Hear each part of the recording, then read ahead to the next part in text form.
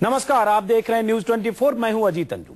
किसी परिवार के खिलाफ दहेज का मुकदमा दर्ज हुआ नहीं कि पुलिस ने पूरे परिवार को गिरफ्तार कर लिया, जेल भेज दिया और जमानत लेने में उन्हें महीनों लग गए। पति, सास, ससुर, ननद, भाभी और ससुराल के तमाम लोग किसी भी महिला के फर्जी आरोपों के बाद भी दहेज विरोधी कानून में बिना सबूत के फंसते हैं और पुलिस बिना सोचे समझे या कभी उगाही के लिए आरोपियों के खिलाफ दहेज विरोधी धारा 498A लगाने में देर नहीं लगाती। सुप्रीम कोर्ट ने एक मामले की सुनवाई के दौरान अपने ताजा फैसले में इस कानून के दुरुपयोग पर चिंता जताते हुए कहा है कि दहेज निरोधी इस कानून के तहत बिना प्राथमिक जांच पड़ताल के गिरफ्तारी नहीं होनी चाहिए। सुप्रीम कोर्ट ने माना कि पति और ससुराल वालों को परेशान करने और फंसाने का सबसे आसान तरीका इस कानून के तहत गिरफ्तार कराना है, इसलिए इस कानून के दुरुपयोग पर तत्काल अंकुश लगना चाहिए। सुप्रीम कोर्ट ने पहले भी कहा था कि दहेज निरोधी इस कानून का गलत इस्तेमाल बदला लेने, वसूली करने और बेकसूर लोगों को सजा दिलाने के लिए भी होता है, लेकिन यह एक तरह से लीगल टेररिज्म भी है, यह भी सुप्रीम कोर्ट ने पहले कहा। लेकिन इसका एक दूसरा पहलू भी है। महिला अधिकार समर्थकों का कहना है कि यह कानून ही है जो दहेज लोभी ससुराल वालों का शिकार बनने वाली महिलाओं के लिए कवच का काम करता है। ऐसे में सबसे बड़ा सवाल यही है कि क्या दहेज विरोधी कानून लीगल टेररिज्म है? क्या फर्जी मुकदमों में जेल जाते हैं दुल्हन के ससुराल वाले? इन्हीं सवालों पर बात करेंगे अपने मेहमानों से, लेकिन सबसे पहले देखिए सुप्रीम कोर्ट ने क्या कहा और उस पर किसने क्या प्रतिक्रिया दी।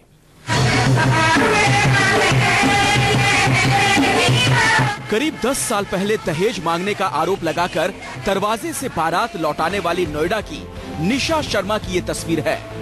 पुरुष प्रधान समाज में तब निशा लेडी आइकॉन बनकर गई थी, लेकिन 9 साल तक चली दलील, जिरह और सबूतों की बुनियाद पर यह केस अदालत में झूठा साबित हो गया। निशा शर्मा दहेज का मुकदमा हार गईं, सभी आरोपी बरी हो गए। तब भी ये सवाल उठा कि क्या दहेज के कानून का दुरुपयोग हो रहा है? अब भी न जाने कितने केस देश की अदालतों में बरसों से धूल फांक रहे हैं। 2007 के एक ऐसे ही मामले में सुप्रीम कोर्ट का ताजा फैसला आया है, जिसमें अदालत ने कहा है दहेज विरोधी कानून का गलत इस्तेमाल हो रहा है। कोर्ट ने पुलिस को हिदायत दी है कि दहेज के केस में आरोपी की गिरफ्तारी सिर्फ जरूरी होने पर ही की जाए। अदालत ने कहा कि दहेज प्रताड़ना से जुड़ा मामला गैर जमानती है, इसलिए लोग इसे हथियार बना लेते हैं और दहेज प्रताड़ना के ज्यादातर मामलों में आरोपी बरी होते हैं और सजा दर सिर्फ 15% है। अदालत के फैसले के बाद कानून के जानकार और सामाजिक कार्यकर्ता दो फाड़ हो गए हैं। मुझे लगता है कि ये सही है कि रूटीनली ऐसे अरेस्ट नहीं होना चाहिए, क्योंकि डाउरी केसेस में भी कई बार झूठे आरोप लगाए जाते हैं दूसरी साइड को प्रेशराइज करने के लिए। ये तो बड़ा वेलकम वर्डिक्ट है। सुप्रीम कोर्ट ने खुद होल्ड किया है कि ये बहुत मिसयूज हो रहा है। दरअसल दहेज की बुराई को रोकने के लिए जब 1961 में बना कानून कारगर नहीं हुआ तो 1983 में आईपीसी की धारा 498A को जोड़ा गया। आईपीसी की धारा 498A के मुताबिक दहेज के लालच में महिला के साथ क्रूरता और हिंसा का व्यवहार करने पर पति या उसके रिश्तेदारों को 3 साल की सजा और जुर्माने का प्रावधान है। क्रूरता का मतलब महिला को आत्महत्या के लिए मजबूर करना, उसकी जिंदगी के लिए खतरा पैदा करना या दहेज के लिए सताना या हिंसा है। ये एक गैर जमानती धारा है जिसमें महिला या उसके परिवार की शिकायत पर आरोपी पक्ष की फौरन गिरफ्तारी होती है। इसलिए एक बड़ा तबका मानता है कि आरोपी की गिरफ्तारी को लेकर सुप्रीम कोर्ट के आदेश से महिला के खिलाफ उत्पीड़न के मामले बढ़ेंगे।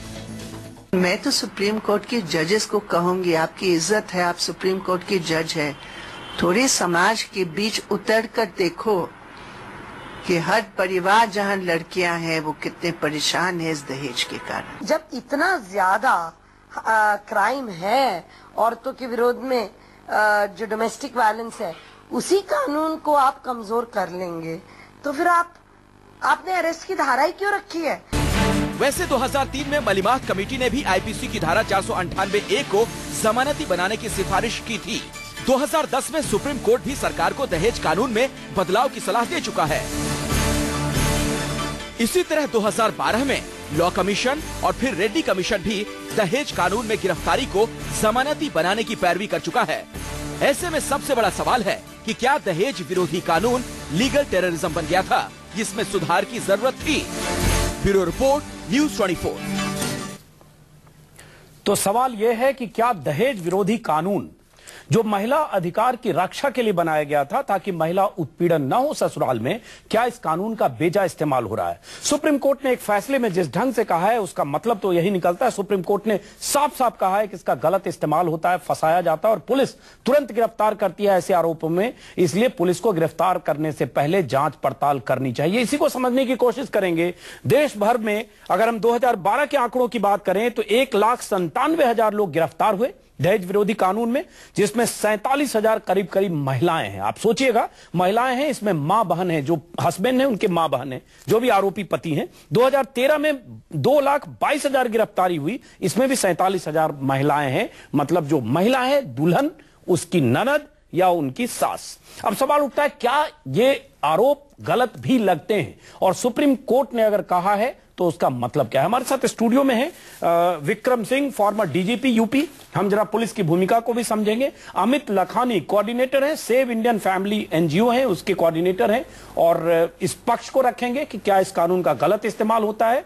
कविता श्रीवास्तव हैं, सोशल एक्टिविस्ट हैं, जयपुर से हमारे साथ हैं, और ऐश्वर्या भाटी हैं, एडवोकेट।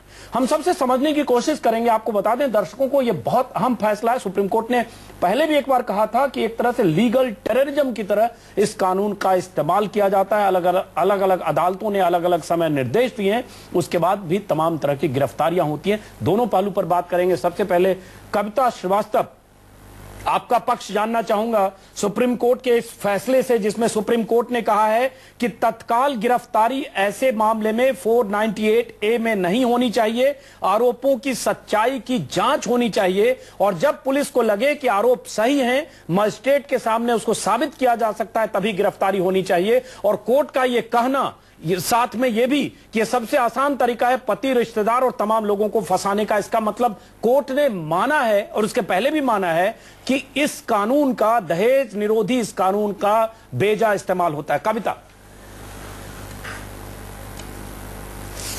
देखिए, ये बहुत दुर्भाग्यपूर्ण फैसला है।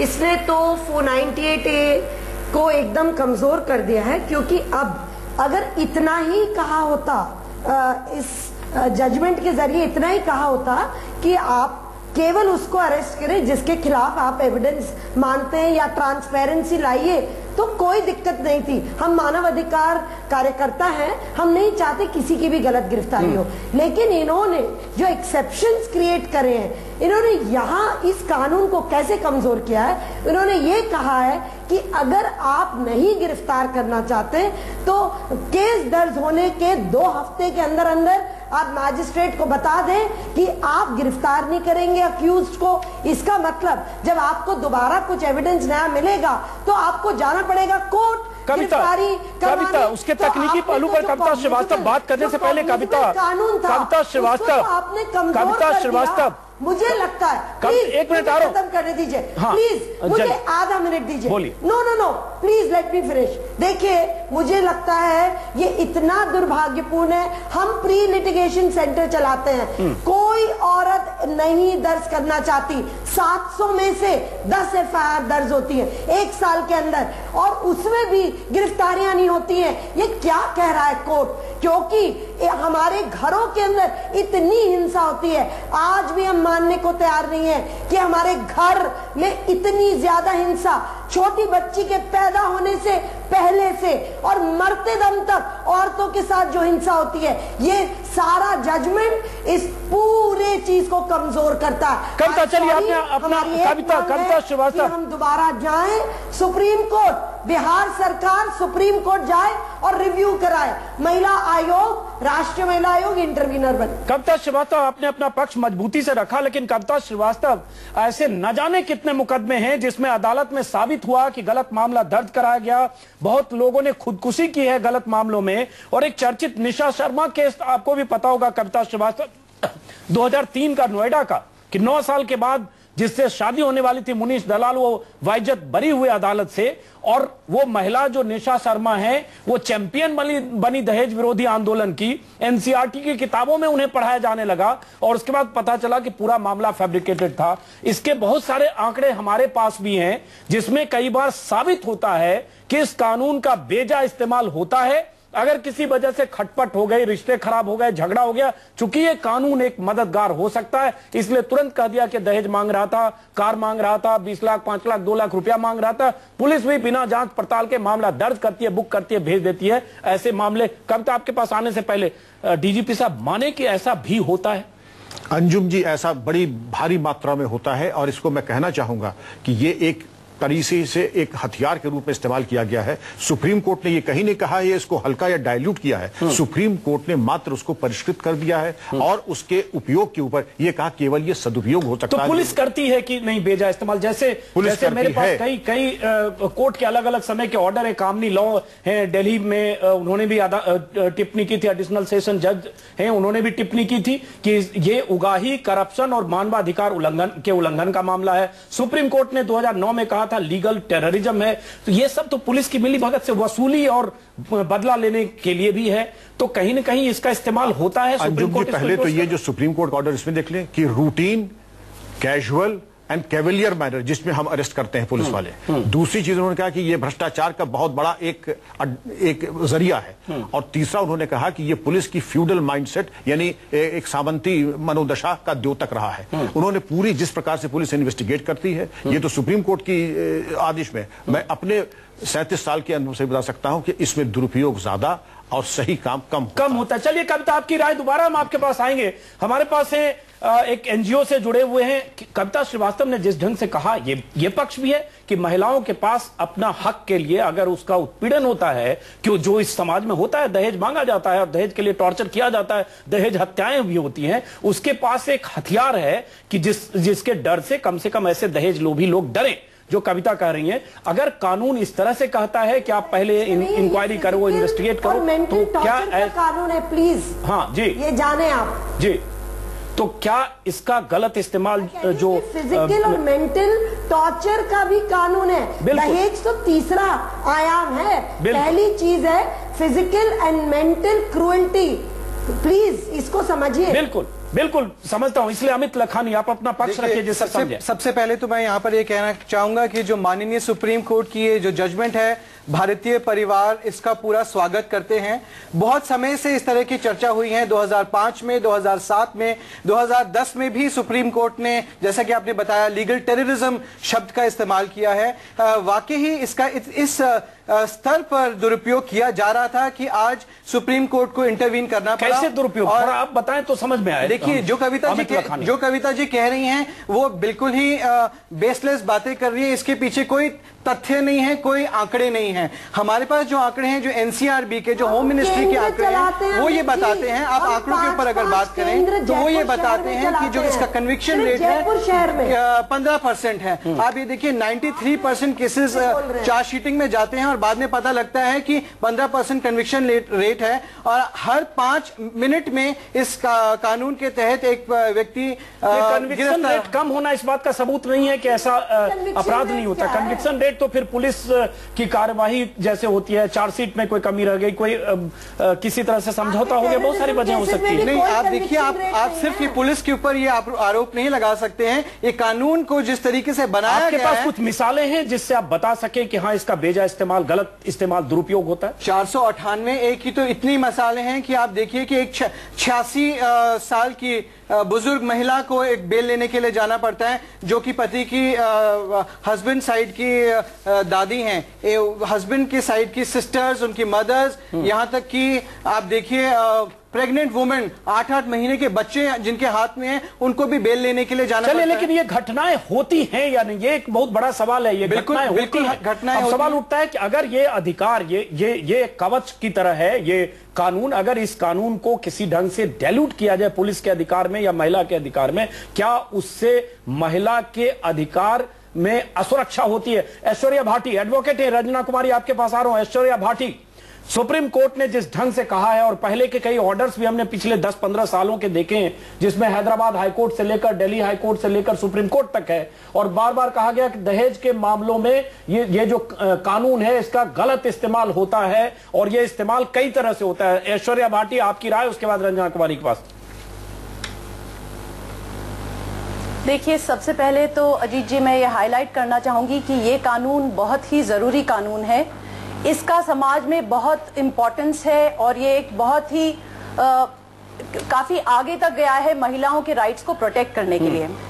लेकिन हमें ये बात को समझना पड़ेगा कि सुप्रीम कोर्ट का जो कल का जजमेंट है उसने किसी भी तरह इस कानून को डाइल्यूट नहीं किया है। उस सुप्रीम कोर्ट ने खाली इस कानून का जो मिसयूज हो रहा था प्रोसीजरल एस्पेक्ट्स पे उसको चेक करने का एक बहुत अच्छा प्रयत्न किया है और एक टाइमली प्रयत्न किया है। इसमें एक एस्पेक्ट तो आप इसको समझिए कि लॉ डाइल्यूट नहीं हुआ है, उसका जो मिसयूज वो कर्टेल हुआ है। दूसरा एस्पेक्ट एक और मैं हाईलाइट करना चाहूंगी, एज अ लॉयर मेरे पास दोनों तरह के केसेस आते हैं, मैं देखती हूँ। अगर आप पति या उसके परिवार वालों को जेल में भेज देंगे तो वो उस मैरिज का रिकंसिलिएशन का सारा चांस वहीं खत्म हो जाता है, फिर उस मैरिज के रिकंसिलिएशन का कोई चांस नहीं बनता। मेरी राय में तो ये कानून महिलाओं के भी हक में है, खाली जो महिलाएं पुरुष के परिवार की हैं उन महिलाओं के लिए नहीं, इवन जो महिलाएं जो पत्नियां हैं उन महिलाओं के लिए भी बहुत ही कारगर और बहुत ही अच्छे समय पे ये जजमेंट आया है। अच्छा चलिए, रंजना कुमारी आपने सुना, अलग अलग राय है। कविता श्रीवास्तव आपके पास आ रहा हूं, अलग अलग राय है। ऐश्वर्या भाटी कह रही है, पूर्व डीजीपी हमारे साथ हैं, और एक एनजीओ के सदस्य कह रहे हैं ये सुप्रीम कोर्ट का जो फैसला आया है इसका स्वागत किया जाना चाहिए और ये फैसला सही दिशा में है। रंजना कुमारी, देखिए सुप्रीम कोर्ट ने कहा है, अब मेरे पास असल में आप कैमरा होता तो मैं आपको तमाम तथ्य आंकड़े और 56,000 केसेस जो हमने 4 राज्यों में देश के स्टडी किए 498A के यूज हो रहा है कि मिसयूज हो रहा है, क्या हो रहा है, तो वो मैं आपको सब दिखाती हूँ। और मुझे लगता है ऐसा मौका एक होना चाहिए जिसमें देश भर के लोग देखें कि वास्तविकता क्या है। लेकिन ये CRPC 41 के तहत जो गिरफ्तारियां होने के लिए जो कंडीशनैलिटीज लगाई गई थी कि भाई ये सब चीजें आप जांच कर लो, 9 बातें कही गई, जांच कर लो तब गिरफ्तारी करो, तो इसके संदर्भ में ये फैसला है। लेकिन पता नहीं किस शोध के आधार पर सुप्रीम कोर्ट को क्या जानकारी ऐसी है कि तमाम औरतें इसका दुरुपयोग कर रही हैं। सुप्रीम कोर्ट ने इतना स्वीपिंग स्टेटमेंट दिया है। दूसरी बात उन्होंने ये भी कह दी कि बूढ़े माँ बाप को बिस्तर पर से उठा के ले जाते हैं, बीमार लोगों को पता नहीं कौन से आंकड़े बता रहे हैं, 1 केस में हुआ है, 1000 केस में हुआ है, कितनी औरतें मिसयूज कर रही हैं। तो ये अपने आप में ये बहुत ही स्वीपिंग स्टेटमेंट है। रंजना कुमारी 1 मिनट और आधा सेकेंड और इतनी प्रोटेक्टिव लेजिस्लेशन है जो महिलाओं पर मानसिक शारीरिक प्रताड़ना को रोकने के लिए 498A बना, और वो कानून CRPC का कानून है, दाउरी का कानून नहीं है वो, लेकिन दाउरी के साथ जोड़ के देखा गया कि 1984 में हम लोगों ने यहाँ पर बोट क्लब पर धरना दिया था, तब तक एक केस नहीं आया था दहेज का रजिस्टर नहीं होता। 1961 से 84 तक ये तो हमारा समाज है, रोज औरतों को मारते हैं, रोज जलाते हैं। अभी तक दहेज की बलि बेदी पर 97,000 लड़कियां 10 साल में जलाई गई हैं, मारी गई हैं, कोई नहीं कहता। सुप्रीम कोर्ट एक लाइन और कह देता कि भाई दहेज गलत है, दहेज लेना देना बंद करिए, वो कहने की बजाय। रंजना कुमारी एक बात बताइए, रंजना कुमारी, कानूनी ये कहता है कि 100 गुनाहगार छूट जाए लेकिन एक बेगुनाह को सजा न हो। हमारे पास ऐसे सैकड़ों ऐसे रिसर्च पेपर हैं जिसमें पता चल रहा है बहुत सारे बेगुनाह फंसे हैं, अदालत से एक्विटल हुआ है। दहेज हत्या में 5000 ऐसे केसेज हैं 10 साल में जो गलत साबित हुए, इन्वेस्टिगेशन में एक्विटल हो गया। और तमाम ऐसे मामले, निशा शर्मा का एक चर्चित मामला, मैंने आपको पता नहीं आपने सुना कि नहीं, मैंने बताया, नोएडा का चर्चित मामला जो पूरी दुनिया में उसका नाम हुआ, अवार्ड मिला, NCERT किताब में उसकी जांबाजी के किस्से हैं। 10 साल बाद पता चला उसने फर्जी मामला दर्ज कराया था और पति से लेकर 70 साल के फादर इन लॉ से लेकर सब जेल में। तो गलत इस्तेमाल भी तो होता है ना रंजना कुमारी। मैं आपकी बात समझ गई हूँ। ये जो वकील बैठे हैं ना आपके यहाँ और तमाम वकील जो आज बोल रहे हैं, सुनिए, जब लड़कियां, जब मेरी बात से नहीं, आ रहा हूँ आपके पास। आपने प्रश्न पूछा, जो ये वकील हैं जो कोर्ट में बैठे हुए हैं और एक मुकदमा, एक परेशानी लेके लड़की जाती है, उसको 10 मुकदमे में फंसा, ये भी डाल दो केस, वो भी डाल दो केस, ये भी कर दो, तो ये वकीलों की जो जमात वहाँ बैठी हुई है ना, तो आप जरा सा सुप्रीम कोर्ट उनके बारे में भी सोचे कि वो लोग किस तरह से मिसगाइड करते हैं लड़कियों को जो जाती है, जो शारीरिक और मानसिक प्रताड़ना झेलना और उसके बाद मुंह खोलना 1000 में से एक लड़की करती है। चलिए, बहुत अहम बात आपने की। कविता श्रीवास्तव आ रहा हूँ आपके पास। ऐश्वर्या भाटी जी, रंजना जी आपने अपनी बात कही। ऐश्वर्या भाटी कहा है 6 करोड़ महिलाओं ने कहा है देश में, ये सरकारी आंकड़ा बता रही हूँ कि मैंने मानसिक शारीरिक प्रताड़ना झेली है, मेरे पर हिंसा हुई है 6 करोड़ औरतों ने, और केस कितने रजिस्टर हुए हैं? तो इस हिसाब से 1000 में से एक औरत बोलने की हिम्मत करती है और उसका केस रजिस्टर्ड होता है, उसके बाद न्याय कितने को मिलता है? 15%। आप इंटरप्रेट कर रहे हैं कि बाकी जो डिसमिस हो गया वो नहीं, मैं ये कह रहा हूँ कि बेगुनाह को भी क्यों सजा मिले? अगर बेगुनाह फंसते हैं तो बेजा इस्तेमाल, गलत इस्तेमाल होता है। ऐश्वर्या भाटी, 1000 लड़कियों पर अन्याय, ठीक है, समझ गया आपकी बात, न्याय मिलता है। ठीक है रंजना कुमारी, आपने अपनी बात कही, सही बात आप कह रही हैं, क्योंकि ये एक बहुत बड़ा अधिकार है। कम से कम इस देश में जहां दहेज प्रथा है, महिलाओं के पास एक कानून का ऐसा ये तो है, कवच तो है, जिससे कम से कम जो दहेज लोभी ससुराल वाले डरे। ऐश्वर्या भाटी, रंजना कुमारी ने जो बात की, जो वकील हैं, ऐसा होता है कि जब हरासमेंट का केस भी करने कोई महिला जाती है, वकील के पास एक परफॉर्मा बना है कि ये धारा लगा दो, बुक कर दो, ताकि ससुराल वाले, ननद, भाभी, पति के भाई सब जेल चले जाए। और उसके बाद बीच में जो कोर्ट ने कहा भी है कि इसमें फिरौती वसूली भी होती है, एक तरह से इसका किसी ढंग से पैसे लेकर करप्शन का भी मामला है, तमाम तरह की सौदेबाजी भी होती है, जिसमें वकील भी शामिल होता है, जिसमें महिला भी शामिल होती है, जिसमें और लोग शामिल होते हैं। ऐश्वर्या भाटी,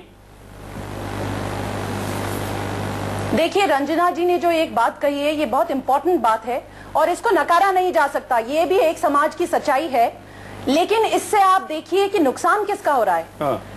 वकीलों का फायदा हो रहा है, पुलिस वालों का फायदा हो रहा है, हाँ। लेकिन परिवार टूट रहे हैं, औरतों का नुकसान हो रहा है, बच्चों का नुकसान हो रहा है, दोनों तरफ की औरतों का नुकसान हो रहा है, और उस परिवार के जो बच्चे हैं वो बिल्कुल सड़क पर आ जाते हैं।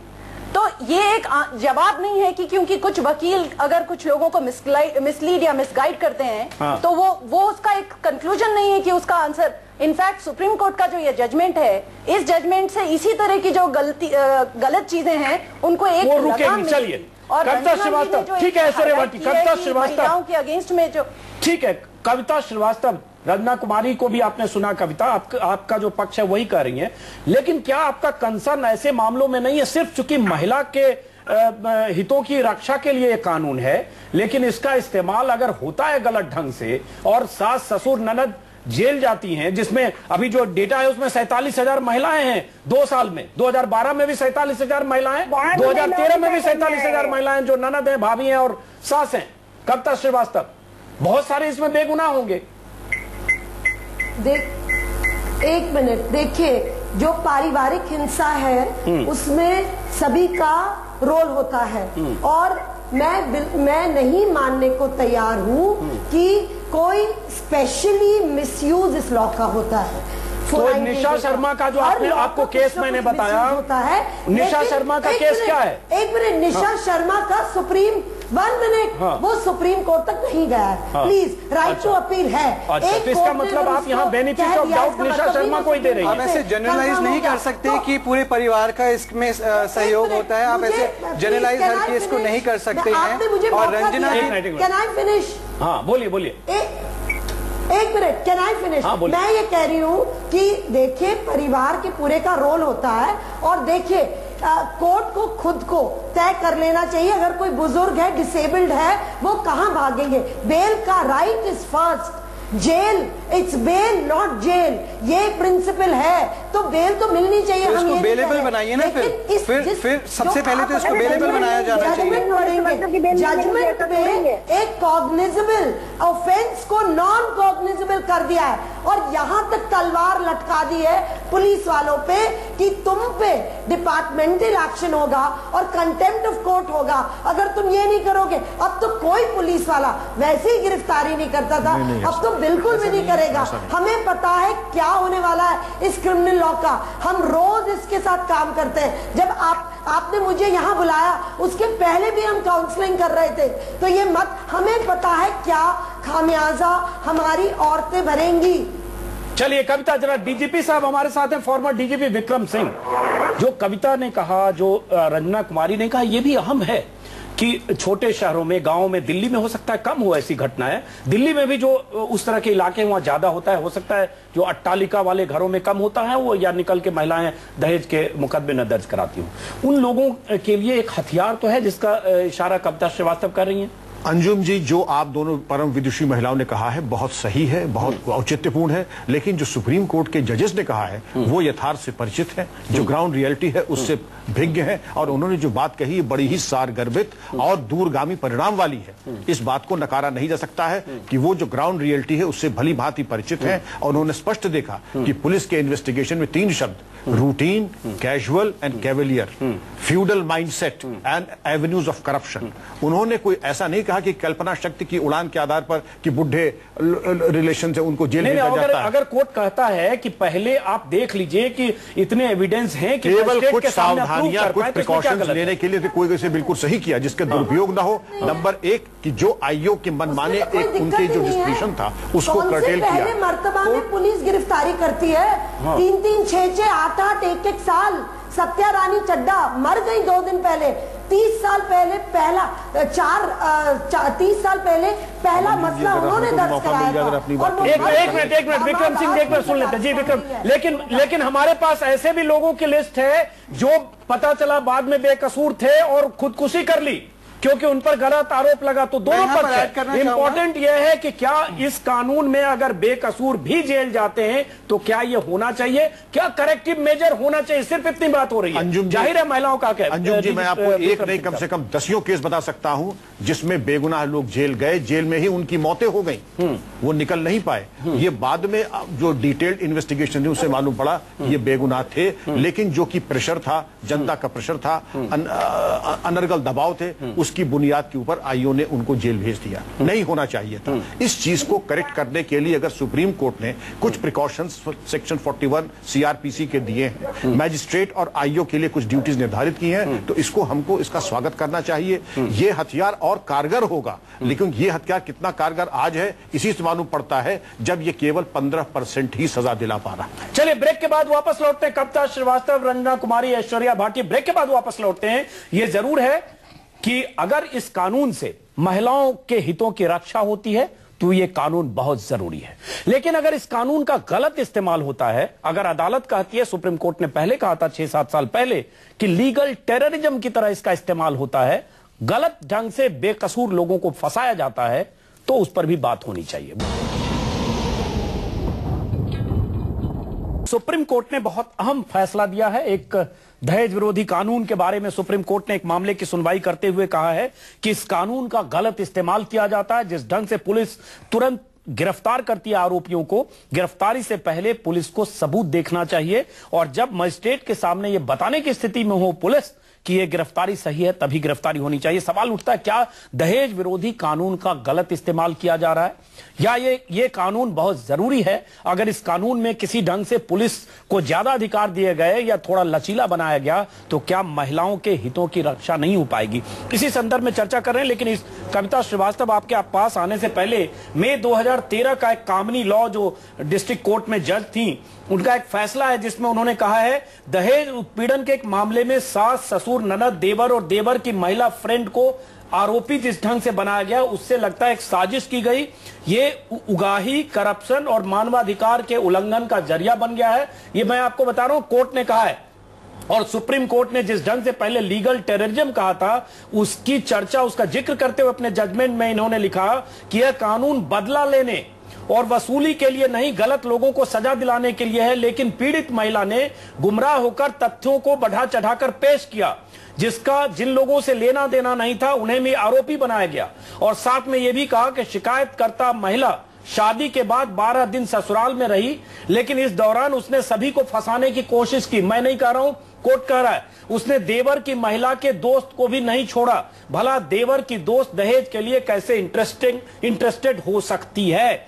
और जज कामनी लॉ ने यह भी कहा, निजी मकसद पूरा करने के लिए अदालतें प्लेटफॉर्म नहीं हो सकती, और कोर्ट की ड्यूटी है कि वह सुनिश्चित करे कि पति की गलती के कारण उसके रिश्तेदारों को फंसाया न जा सके। कविता श्रीवास्तव। हाँ, हो सकता है कि इस मसले में मैं आपको ये बताना चाहती हूँ कि औरतों की कोर्ट के अंदर अपनी एजेंसी बहुत कम होती है, वो वकील की एजेंसी होती है। मेरे सवाल का आपने जवाब नहीं दिया कविता, मेरे सवाल का जवाब नहीं दिया। मैंने ये पूछा, एक मिनट और एक मिनट, तो मैं ये कहना चाहती हूँ, किस लोग को आरोपी बनाना ये औरत नहीं तय करती है। औरत तो अपनी कहानी रखती है, वो पुलिस तय करते कि कौन लोग आरोपी बने। हो गया ना, इसलिए पुलिस के लिए कह रहा ना, यहाँ उगाही की भी बात है, यहाँ उगाही की भी बात की जा रही है। एक मिनट कविता, उगाही, करप्शन दोनों बात की जा रही है। हाँ ठीक है, मैं बोल रही हूँ हो सकता है जैसे हर मामले में होता है 8-10% हो सकता है, वो तो हर मामले में है, लेकिन इसको औरत के मत्थे मर देना बिल्कुल गलत है। मैं ये कह रही हूं कि criminal use of the law इतना कम है औरतों द्वारा। हम खुद जानते हैं कि हार्डली 5 से 10% डोमेस्टिक वायलेंस केसेस में औरतें लिटिगेशन में आती हैं। और आप प्लीज जानिए, हमारे घरों के अंदर जो वायलेंस है वो सुप्रीम कोर्ट कौन से दिन रिकॉग्नाइज करेगी? पिछले साल सुप्रीम कोर्ट ने कहा था लात मारना डोमेस्टिक वायलेंस नहीं है, क्रूएल्टी नहीं है। आप उसका क्या जवाब देंगे? नहीं, तो इसमें भी डोमेस्टिक वायलेंस कविता सही कह रही हैं आप। कविता एक बहस ये भी है ना कि डोमेस्टिक वायलेंस होता है उसको भी दहेज निरोधी धारा में बुक कर देते हैं, क्योंकि आसान है पकड़ना और फंसाना। कविता उसके लिए डोमेस्टिक वायलेंस बुक कर रहा है। हाँ। कौन बुक कर रहा है? वो तो पुलिस बात दुरुपयोग की हो रही है। बात दुरुपयोग की हो रही है। बात ये हो रही है कि जो इनोसेंट लड़की के परिवार वाले भी होते, लड़की के पेरेंट्स भी होते। बात ये है कि सिर्फ एक मेयर एलिगेशन के ऊपर पूरा परिवार को अरेस्ट कर दिया जाता है, जिनका बाद में पाया जाता है कि जिनकी कोई गलती नहीं थी। महिलाओं को भी अरेस्ट कर दिया जाता है और सीनियर सिटीजन्स को 8 से 9 हजार। मैं अभी रंजना कुमारी जी बोल रही थी कि सुप्रीम कोर्ट ने कौन से तथ्य देखे हैं। 8 से 9 हजार सीनियर सिटीजन्स को अरेस्ट किया गया है। ये एनसीआरबी का डेटा है। और रंजना कुमारी जी जो डेटा बता रही हैं वो उनकी संस्था का वन साइडेड डेटा है, जिसको हम बिल्कुल खारिज करते हैं। नहीं है, उसमें कोई तथ्य नहीं है। 48,000 महिलाएं जो माएं बहनें अरेस्ट हो रही हैं, क्या वो महिलाएं नहीं है? सिर्फ एक पत्नी महिला है। क्या माएं बहनें दहेज उत्पीड़न नहीं करती हैं? सवाल उठता है दहेज जब पाया जाता है कि 95% अरेस्ट गलत हुआ, तो कौन सा कोर्ट उसको उन लोगों को उनका जो लाइफ और लिबर्टी वापस देता है? कौन सा कोर्ट उनकी कोई बड़ा आंकड़ा नहीं है, कॉम्पेंसेशन करता है? 47,000 बड़ा आंकड़ा नहीं है। अच्छा, 47,000 बड़ा आंकड़ा नहीं है। चलिए 64,000 विवाहित पुरुष, हर 8-8.5 मिनट में एक विवाहित पुरुष आत्महत्या कर रहा है। कोई बड़ा मुद्दा नहीं है यहाँ पर। अगर एक पुरुष के ऊपर कोई अत्याचार हो रहा है तो कोई बड़ा मुद्दा नहीं है। नहीं, पुरुष महिला में इसको मत बांटिए। देखिए, दहेज की विकृत परंपरा हमारे समाज में है और बिहार यूपी जैसे राज्यों में तो हालत ये है। सबसे बड़ा कारण है वो घरेलू वाद विवाद बताया गया है। जो इस तरीके से कानून बताए गए हैं, आप देखिए हमारे पास इतने ऐसे केसेस आ रहे हैं जहां पर इन केसेस की वजह से आत्महत्याएं कर ली गई हैं। मेरे पास सुसाइड नोट्स हैं जहां पर लिखा गया कि मेरे ऊपर झूठा मुकदमा कर दिया गया, मैं इसको नहीं सह पा रहा हूं इसलिए मैं आत्महत्या कर रहा हूं। तमाम ऐसी आत्महत्याएं आए दिन हो रही हैं। इन कानूनों का इस तरीके से दुरुपयोग किया जा रहा है कि आप पुरुष को दबा रहे हैं और आप जेंडर वॉर क्रिएट कर रहे हैं। चलिए एक बार विक्रम सिंह के पास आते हैं। ऐश्वर्या भाटिया, आपके पास आऊंगा। हमारे पास भी कुछ ऐसी घटनाओं का जिक्र है। हमारे पास रिसर्च में अप्रैल 2014 का ही घटना है फरीदाबाद में कि बहू ने केस कर दिया, ससुर ने सुसाइड कर लिया, क्योंकि जो बात कही गई 25 लाख रुपए और फ्लैट की मांग का आरोप लगाया बहू ने और कहा तेरे पूरे परिवार को सड़क पर ला दूंगा, और उसके बाद जो हुआ फादर इन लॉ ने सुसाइड कर लिया। मैं ये नहीं कहूंगा सुसाइड कर लिया इसका मतलब निर्दोष होंगे, मैं नहीं जानता उस तथ्य को, लेकिन जिसका जिक्र कर रहे थे और जो हमारे पास जो रिसर्च कहता है कि हाँ गलत इस्तेमाल भी होता है। अब वो कितना फीसदी होता है ये तो कन्विक्शन और ट्रायल का सवाल है, लेकिन सवाल उठता है उसको रोकने में क्या पुलिस जानबूझ के, जैसा कविता भी कर रही है, क्या मिली भगत होती है? महिला नहीं चाहती है लेकिन पुलिस थाने में गया, पुलिस वाले ने कहा पूरा सारे भर दो, 498A लगाओ ताकि बुक हो जाए, अंदर हो जाए। उसके बाद वसूली और करप्शन, जो कोर्ट ने कहा है कि वसूली और करप्शन और एक तरह से धंधा भी है। सही बात, कविता जी की बात को आगे बढ़ाते हुए कि महिला बेचारी जब जाती है तो वो पीड़िता होती है, उसकी मनस्थिति को समझें। लेकिन दुर्भाग्य से उसके जो परामर्श देने वाले होते हैं, कुछ पुलिस वाले, कुछ अधिवक्तागण और कुछ एनजीओ, वो नमक मिर्च लगा करके एफआईआर में उसमें एक नाटकीयता का पुट ला करके, जिससे कि कन्विक्शन की संभावनाएं बढ़ जाएं, इस तरीके से लाते हैं कि जो भी उनके एजेड, जो भी उनकी महिलाएं हैं, जो भी, जैसा सुप्रीम कोर्ट ने कहा है कि उनके जो विदेशों में रहने वाले जो रिलेशंस हैं उनको सबको नामित किया जाए। नामित करने की जो प्रक्रिया है, सबसे पहले महिलाओं को नामित करो, बुजुर्गों को नामित करो, उसके बाद ऐसे तथ्य प्रस्तुत करो जो कि काल्पनिक ज्यादा हो, वास्तविक कम हो। उसके आधार पर फिर उनके एफिडेविट यानी शपथ पत्र लगवाओ और उसके बाद फिर उप निरीक्षक को हमवार करो, जो विवेचक है या जो पुलिस उपाधीक्षक है उसको हमवार करके उसके अनुसार कार्रवाई करा करके एक मनगढ़ंत चार्जशीट। तो आपको लगता है कि सुप्रीम कोर्ट के इस फैसले के बाद कुछ गलत इस्तेमाल रुकेगा या महिलाओं को ही मुश्किल होगी, जैसा कविता श्रीवास्तव और रंजना कुमारी इशारा कर रही हैं कि एक बहुत बड़ा हथियार है, गांव में, छोटे शहरों में ऐसी हजारों क्या लाखों ऐसी महिलाएं होंगी जो दहेज उत्पीड़न के शिकार होंगी, उनके लिए मुश्किल होगी। अंजुम जी, महिलाओं को अगर गुमराह होने से रोका जा रहा है तो उनकी सेवा हो रही है, न कि उनकी डिससर्विस हो रही है। नंबर 2, पुलिस को कोई एक ऐसी लॉन्ग रोप नहीं मिली है। 14 दिन 2 हफ्ते में पुलिस को अपनी चार्जशीट प्रस्तुत करनी है कि अरेस्ट होना है या नहीं होना है। कविता श्रीवास्तव, इसमें मैं एक चीज ऐड करना चाहूंगा कि 2010 में सीआरपीसी में 41 अमेंडमेंट्स, सेक्शन 41 के अमेंडमेंट्स लाए गए थे, जिसमें इस तरह के अरेस्ट की गाइडलाइंस दी गई थी, जिसकी चर्चा आज भी सुप्रीम कोर्ट ने इस जजमेंट में दी है। आप ये देखिए कि 2010 के बाद ये जो गाइडलाइंस लाई गई थी, क्या इसका फॉलो हुआ है, क्या उसका इम्प्लीमेंटेशन हुआ है। दुर्भाग्य की बात यह है कि 2010 से 2013 में जो अरेस्ट के आंकड़े हैं वो बड़े ही हैं। कविता जवाब देंगी? सवाल ये है कि इसका इम्प्लीमेंटेशन भी होना चाहिए। कविता श्रीवास्तव जवाब दें, उसके बाद देखिए 41A, एक मिनट, सीआरपीसी अमेंडमेंट 41A ये सारे मानव अधिकार संगठनों का काम था, क्योंकि केवल इन्हीं मसलों में अरेस्ट नहीं होते, अरेस्ट बहुत सारे होते, अनायास होते, गलत होते। सारे दलित, आदिवासी, मुसलमान भरे हुए हैं हमारे जेलों में, गलत पेटी क्राइम्स और ये इस तरह के। तो 41A हम लोग की मांग थी, we stand by 41A। But क्या उसका इम्प्लीमेंटेशन हुआ है? क्या उसका इम्प्लीमेंटेशन हुआ है? उसका इम्प्लीमेंटेशन बिल्कुल नहीं हुआ। बिना मटेरियल कोई, can I just finish? 1 minute. We have no problem जहां तक thorough implementation of the rule of law। हमें दिक्कत है उस चीज की जहां उन्होंने पुलिस के अरेस्ट पावर्स जो 498A में है, उन्होंने उसको खत्म कर दिया है एंड थ्रू मैजिस्ट्रेट चलेगा। तो कॉग्निजेबल ऑफेंस को नॉन कॉग्निजेबल कर दिया है। नहीं, अगर कोर्ट ने कहा कि आप लीगली पहले देख लीजिए, पुलिस को कहा कि राज्य सरकारों को अगर निर्देश दिया कि पुलिस पहले देखे कि प्राइमा फेसाई एविडेंस है या नहीं है, मजिस्ट्रेट के सामने प्रूव कर पाएंगे कि नहीं, तो क्या गलत है कविता? इसमें किसको दिक्कत है? भाई अजीत जी, इसमें किसको दिक्कत है? पुलिस तो वैसे भी एवरेज 6, 8, 10 महीने बाद गिरफ्तारी करती है। कौन सा शुरू में करती है? नहीं, ऐसे 50 केस मैं आपको केस बता सकता हूँ। 50 केस मामला दर्ज होता है और 24 घंटे के अंदर गिरफ्तारी होती है बिना किसी जांच के। बिल्कुल नहीं, नो।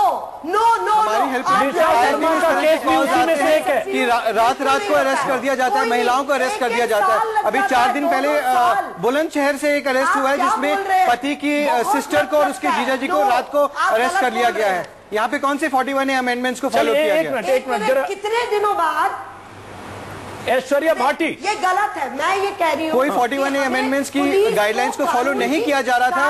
यही वजह है कि सुप्रीम कोर्ट को आज बीच में आना पड़ा, और यही वजह है कि राज्यसभा में भी पहले ऐसी डिबेट हुई है। मलिमत कमेटी ने भी रिकमेंडेशन दी है कि इसको अवेलेबल किया जाए, लेकिन आज तक इसके ऊपर कोई कदम नहीं उठाए गए। चलिए एक मिनट, रंजना कुमारी आपके पास आ रहा हूँ। रंजना कुमारी, रंजना कुमारी आ रहा हूँ, एक बार सिर्फ ऐश्वर्या भाटी की बहुत लास्ट में आपने ओबी भेजी है। चलिए रंजना कुमारी, आपने बड़े देर से ओबी भेजी है, मुझे समय दीजिए थोड़ा। जी बोलिए। नहीं, मैं कह रही हूँ कि ये रिपोर्ट जस्टिस मलिमत ने ये रिपोर्ट खुद रिलीज की थी, जिस रिपोर्ट में 56,000 केसेस को हम लोगों ने स्टडी किया 4 राज्य के अंदर, और तमाम केसेस दहेज के हमने खुद लड़े। जिस बुलंदशहर के केस, अगर हम एक ही केस की बात कर रहे हैं, तो वो लड़की जल के सफदरजंग अस्पताल में मर गई है। जिस लड़की का जीजा और पता नहीं किसकी बात ये कर रहे हैं। लेकिन मैं आपको ये बात बता रही हूँ कि सुप्रीम कोर्ट के जजमेंट में जो दुर्भाग्यपूर्ण बात है वो ये कि औरतें इस पूरे कानून का मिसयूज कर रही हैं और बूढ़े दादा दादी को बिस्तर पर से उठा के बीमार को गिरफ्तार करवा रही हैं। ये तो वही बात हुई ना जो मुलायम सिंह ने कहा, लड़के तो लड़के हैं, जो तमाम मंत्री, तो ये पूरा समाज है।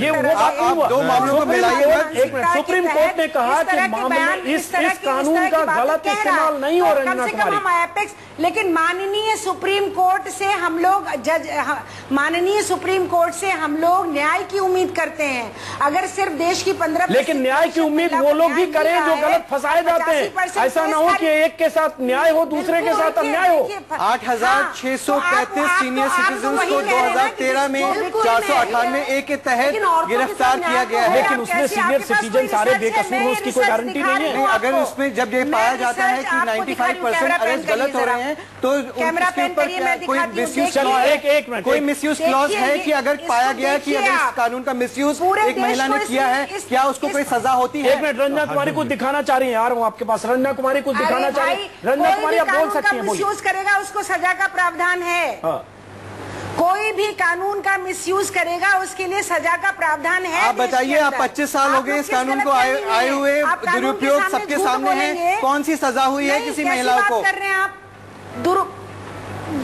क्या रे महिलाओं को सजा दिलवाएंगे? आप देखिए 50 जो महिलाएं इसका दुरुपयोग कर रही हैं, जो कानून का दुरुपयोग कर रही हैं, इसको थोड़ा आँख खोल के, और जो हिंसा आप एनसीआरबी के डेटा को खारिज कर रहे हैं। और आप इस डेटा को, कितनी दुर्भाग्यपूर्ण बात है कि कोर्ट ने एनसीआरबी के डेटा को कोट किया है। और चलिए एक मिनट, आप सबको रोक रहे हो। पहली बात की अच्छी बात है, ये बहस हम किसी नेता के बयान पर नहीं कर रहे हैं, ये सुप्रीम कोर्ट के फैसले पर कर रहे हैं।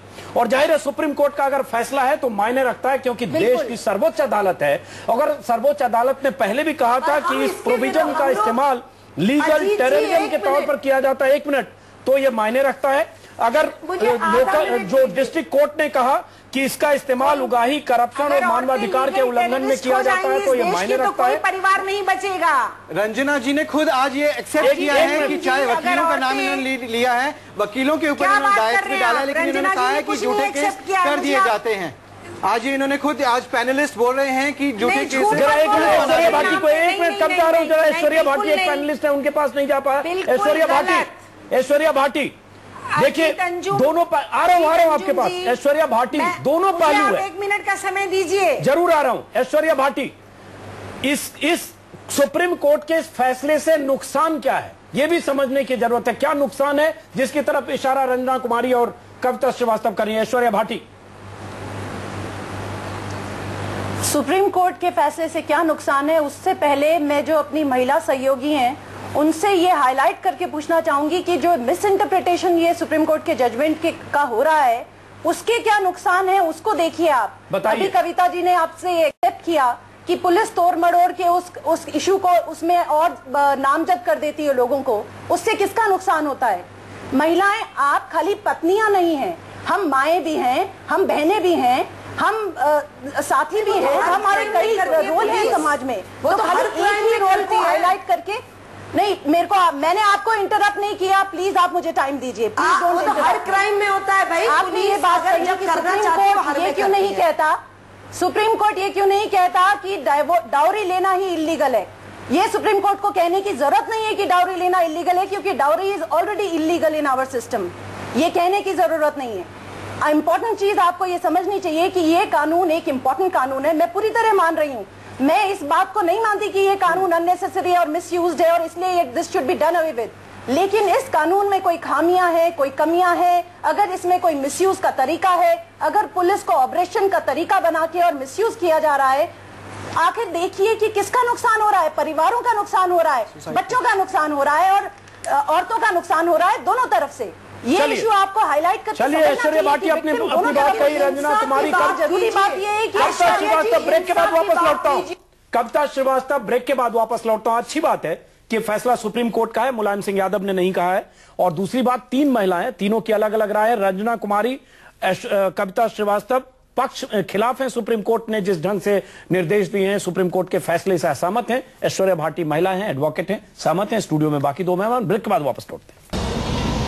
कि दहेज विरोधी कानून का गलत इस्तेमाल होता है। पुलिस गिरफ्तारी से पहले सास, ससुर, ननद या पति की गिरफ्तारी के पहले सोचे और सबूत जुटाए तो गलत क्या है? अलग अलग राय, कुछ महिलाएं पक्ष में, कुछ विरोध में। सामाजिक कार्यकर्ता इस सुप्रीम कोर्ट के इस आदेश के विरोध में है। क्यों है, समझने की कोशिश कर रहे हैं। डीजीपी साहब, फॉर्मर डीजीपी हमारे साथ हैं। आपने सुना रंजना कुमारी ने जो कहा, कविता श्रीवास्तव ने कहा, उनकी कुछ आशंकाएं हैं कि इस फैसले के बाद महिलाओं को मुश्किल होगी मामला दर्ज कराने में, और पुलिस मामला दर्ज करने में ऐसे भी लापरवाही करती है, कई बार पुलिस मामला दर्ज नहीं करती है, और इस फैसले के बाद और मुश्किल होगी। पूर्व पुलिस अधिकारी होने के नाते सबसे पहले मुझको इसकी आलोचना करनी चाहिए थी, परंतु मैं सुप्रीम कोर्ट के आदेश का स्वागत करता हूं। क्योंकि अगर सुप्रीम कोर्ट ने आदेश दिया है तो प्रासंगिक है, महत्वपूर्ण है और इसके बड़े दूरगामी परिणाम होंगे। नंबर 1, अगर पहले कोई कुरीति रही है गलत अरेस्ट की तो उसको सिर्फ कंडीशन कर दिया गया है और आईओ के डिस्क्रिशन को थोड़ा फिटर कर दिया गया है और एक लेवल फिल्टर का और लगा दिया गया है कि आपका डिस्क्रिशन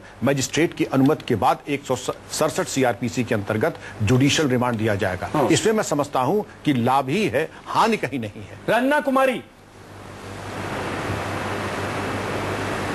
देखिए, कानून में सीआरपीसी 41 जो प्रावधान था वो तो पहले से था ही। उसमें 9 अलग अलग प्रावधान हैं जिनके तहत जांच होनी चाहिए और फिर गिरफ्तारी होनी चाहिए, तो पहले से था, तो इसमें कोई नई बात कहीं नहीं है।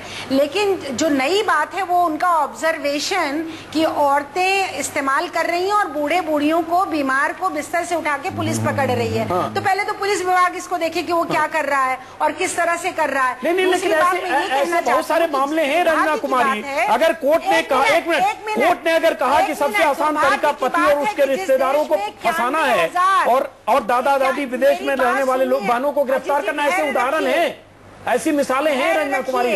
तिहाड़ में ऐसे बहुत सारे लोग हैं। 91,202 रंजना जी कह रही हैं कि जो वकील हैं वो दायित्व ले लें, पुलिस दायित्व ले ले, लेकिन जो कंप्लेनेंट है जिसने झूठी कंप्लेंट करी है उसका कोई जिम्मेवारी नहीं है। रंजना कुमारी कैसी?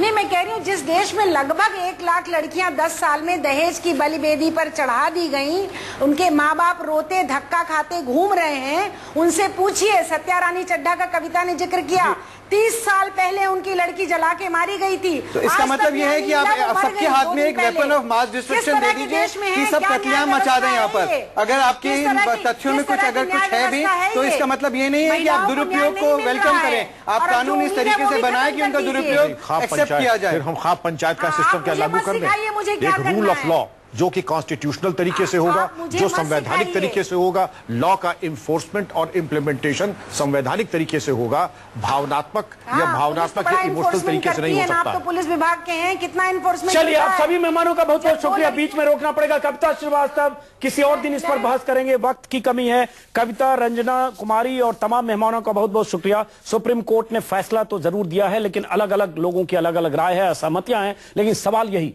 जैसा कि कहा जाता है, कानून कहता है कि 100 कसूरवार छूट जाएं लेकिन एक बेकसूर को सजा न मिले। क्या सुप्रीम कोर्ट के इस फैसले से इसकी शुरुआत होगी?